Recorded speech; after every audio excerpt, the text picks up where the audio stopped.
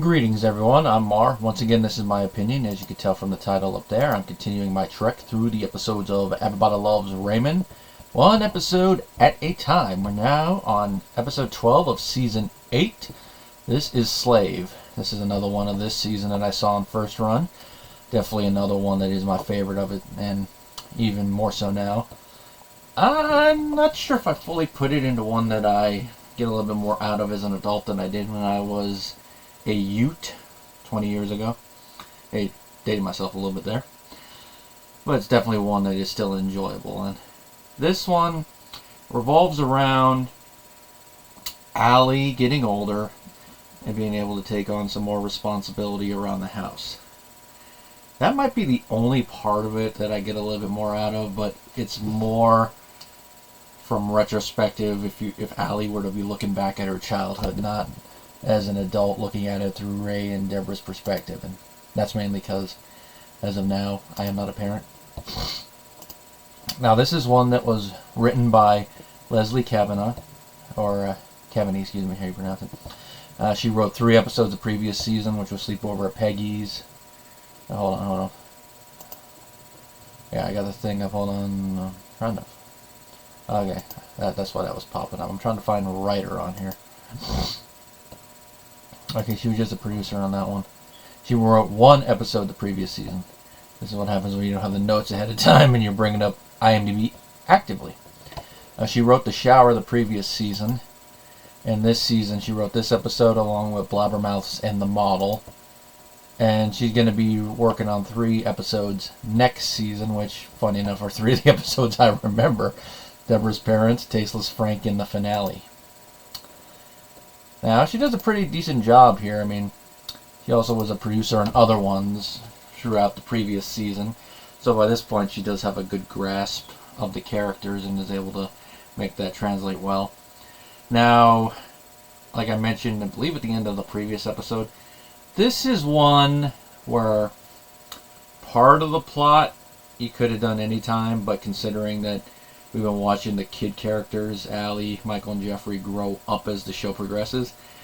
As an active plot, you wouldn't be able to do this that early on and have it have the same impact.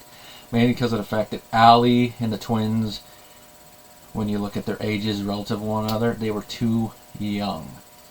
Because with how Allie was in the earlier seasons, while she might be more mature than the boys, there's still some of that immaturity there to where the fact that there's 2 of them, yeah, it's gonna come out and she won't be able to watch them.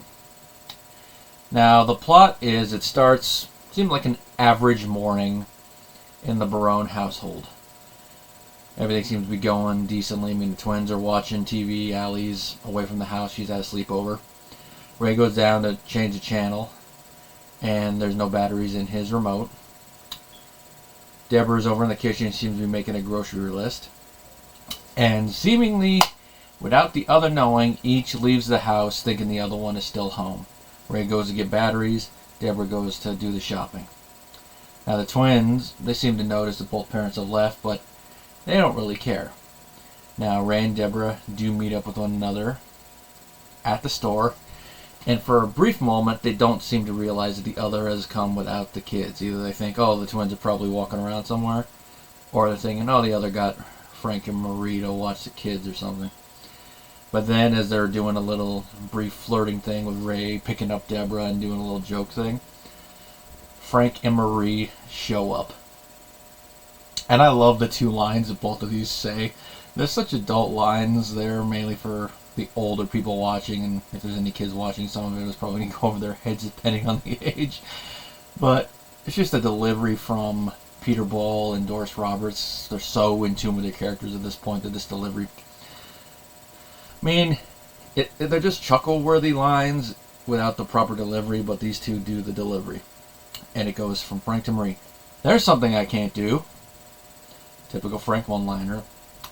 And of course, Marie's return fire is below the belt, but fits considering what he just did, and it is. That's not all you can't do. Earlier, Marie probably would not have gone that low in front of Ray, but oh yeah. And considering that all 4 of them are there in public, the conversation quickly turns to where the kid's at. And after it's brought up, you see realization dawn on both Ray and Debra when they realize, oh no.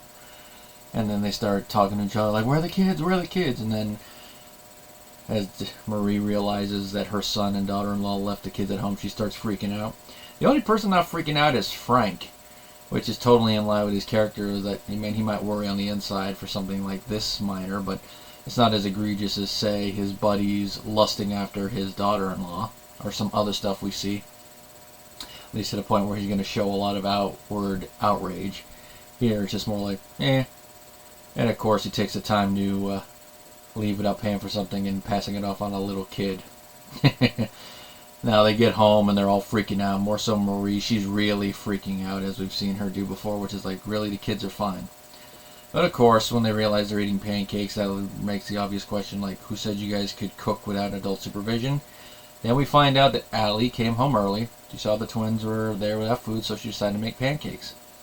Now, everybody is like, oh God. Of course, Marie goes to the typical thing of like, oh, your mother could be facing criminal charges. Frank, of course, is all happy because, you know, pancakes have been made, and he's eating them. He's like, oh, yeah. And, of course, following up with the typical thing, Marie, make me lunch, as he goes across the street. Now, when it comes to Ray and Debra, they're all relieved. But as the scene's playing out, the way Patricia Heaton plays this as Debra, you can tell that there's something clicking in the back of her head. And she's realizing actively now that Allie is older. She's a little bit more mature and responsible now. And when Allie does broach the topic of, hey, you know, maybe I could babysit for real.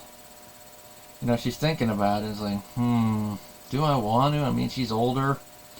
Let's see, by this point in the show, let's see, she'd be around 12-ish, 13-ish almost, which in a lot of places in the country is around the age that a lot of, I'm going to preface this, it's mainly this gender, girls, do babysit. So it looks like that's why she's thinking about it, as along with the maturity and the proactive call that Allie made by feeding the twins.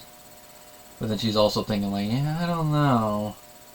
But what sells it for her is the fact that while trying to be a good dad and contribute with his partner here and parent, Ray brings up like, yeah, you know, Allie, you know, when it comes to babysitting, we usually leave that up to Grandma. Depending on how you look at it, it's the wrong or right thing for Ray to have said, because with that, Deborah's like, wait a minute, she's old enough, I don't have to rely on Marie as much anymore.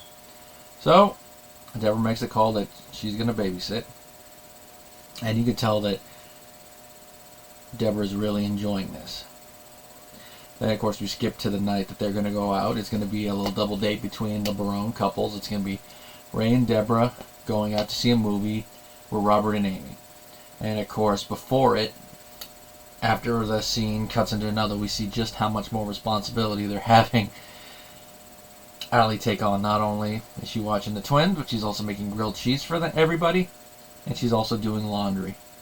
Which I love the little gag with this, where it makes it look like Deborah's going to be like, no, no, no, you don't have to do that. And then it's like, you dropped one. Now, I'm going to preface this whole part that this is going to come up, and that is the amount of responsibility versus compensation and all that. I'm going to mention that when I was about Allie's age, I did start taking on some other responsibilities around the house, taking out the trash, doing some of the raking on my own, assisting with some of it. And I did get an allowance for it. And one thing I didn't really start doing until I was older was the laundry. I don't know if that's a thing with gender roles or just the fact that I kind of had to later on as my grandmother got older and unable to do it on a regular basis. So one of her few pleasures around the house she couldn't really do anymore.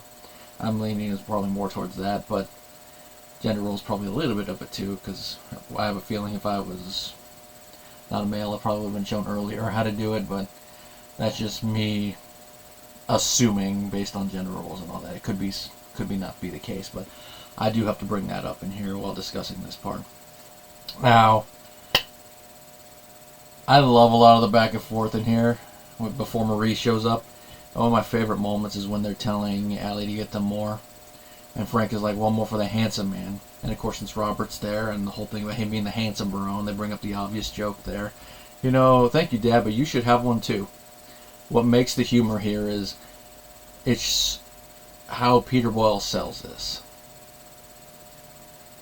I mean, I brought up how his diction and all that is and the energy level, so I'm not going to bring that up. It's like beating a dead horse at this point, but even with that, body language and looks on his face, he could still do excellently. And the look that he gives after the line where he's just staring him down, it's like, oh good, that's a good look. If looks could kill, that one would have killed Robert like that. And of course, Marie shows up and they're trying to get around the fact that they're all going out and Allie's babysitting.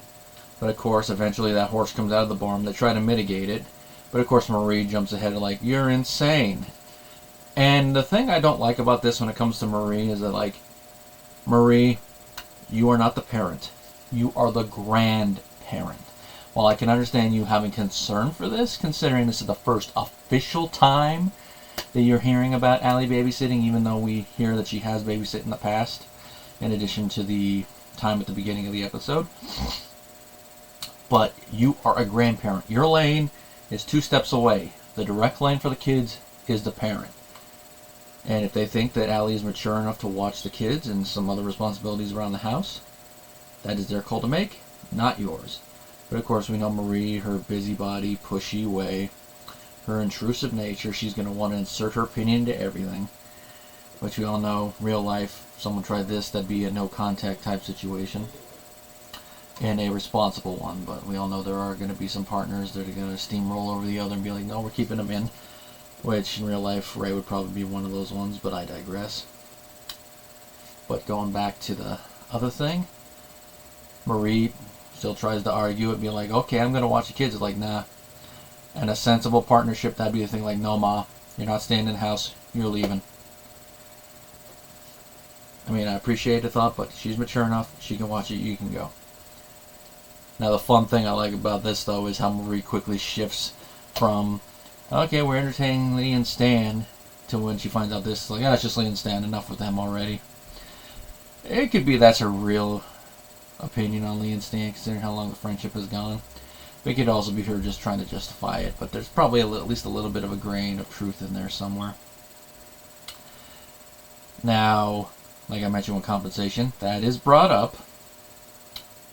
And it's brought up after Ray and Debra both bring it up, like the fact that Frank had the boys assist him at work when they were younger, and he even paid them, although he was such a cheapskate, he only paid them a nickel one time that they had to share, which I love the dialogue here when they're reminiscing.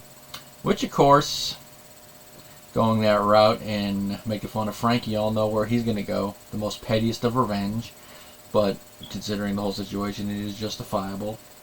Where she brings up, like, have you discussed compensation with your little helper? And they haven't yet. So he essentially calls Allie over and he's going to be her representative. And he starts going over it with them. Now, a lot of the rates are very insane based on where he's going. And they keep going back and forth on what's going to go on. Of course, Deborah's going, oh, the child should not be paid because the child should not be working.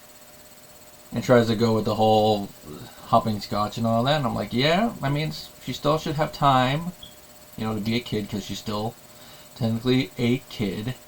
I mean, she's an adolescent at this point, but still there. Nevertheless, a child. But with how she is, her age and all that, she should take on a little responsibility in the house, whether it be chores or other things. And that is none of Marie's business to decide. Like I said earlier, she needs to stay in her lane. But of course, we know Marie does not do that. But of course, with the responsibilities, having an allowance or something like that does make sense. And that's where we get this. Now, to go with it, they do end the episode by giving Allie a little bit of money as compensation for what she's already done. And I believe she's going to have an allowance going forward. A lot of the episodes after this I have not seen in a while, so I don't remember if they mentioned that. But given how the, say it with me, sitcom writing was at this time, They're not only going to mention it when it suits them, so I don't believe it's mentioned after this. Now, of course, Allie also gets to leave for the night because she mentioned she was supposed to go to a sleepover but couldn't because of the babysitting. So they let him go. They let her go, excuse me. And of course, they try to pull Marie in to do babysitting, but she, in her oh bless your heart, dear tone, says like, I'm entertaining my dear friends Lee and Stan. And so, because of that, Robert has to go on just a normal movie date with Amy. And the line he says, we all know he's not serious, but he's really taking a little jab at the situation, and probably also like, oh, think it was going to be a nice little evening for all four of us, but now it's ruined because of this whole stupid thing. And it's his line like, I'm going to go see a movie with Amy and then have no children. Now, the epilogue, I just really love the role reversal here, where it's a normal scene we've seen in probably 1,000 movies, 1,000 sitcoms, and even like short sketches, where the babysitter sitting on the couch, parents show up and start asking questions about, what time they went down and all that. Did you give them anything interesting to eat? And then they're like signing you up. But instead of the adult doing it, it's Allie doing it. I just love the whole back and forth dialogue on it. And even though she's not as experienced as the others, even though she's been on the show just as long, the way Madeline Sweetens does her dialogue and just her body language, especially when she goes up the stairs, it really helps sell the comedy here. And then, of course, Patricia Heaton and Ray on the couch with it. And, of course, Ray ending with the line like, I think she smelled the liquor on my breath. It really does sell that epilogue humor for this episode.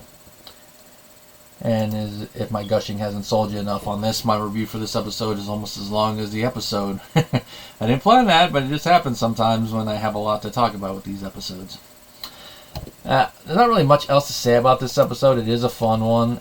If you are a parent or a grandparent, you'll probably get a little bit more out of it than I did, at least from a looking at it perspective, because like I said at the top, this is more me kind of looking at it as both a fan of the series, having watched this first run, but also getting a little bit of that retrospective out of it, just looking at it from the perspective of someone like Allie. Probably when I have kids, if I ever do, I'll probably get a little bit more out of it from that perspective, but it still is a fun episode, definitely going on the VHS list, and definitely not going to be a skip one. It's a random one. Now, the next one, I don't remember seeing this one first one, but I remember seeing the synopsis for it. I don't remember if it was when I was just looking for episodes or looking at them in syndication, or maybe even when I first got the DVD. But this one, I remember the basic one, but I remember being a skip one because I don't really like using the term filler when it comes to sitcoms, but even though a lot of times you can be like, yeah, that's a filler one, but definitely feels like a filler / bottle episode type one, where it's like, yeah, this is a concept where you can see going, but even for how dysfunctional this family, it's not one I really see an interest in, but we'll see if that changes. This, of course, is the one where we find out that Debra and the children make bets against Ray. Oh, we are in trouble. Till next time, everybody.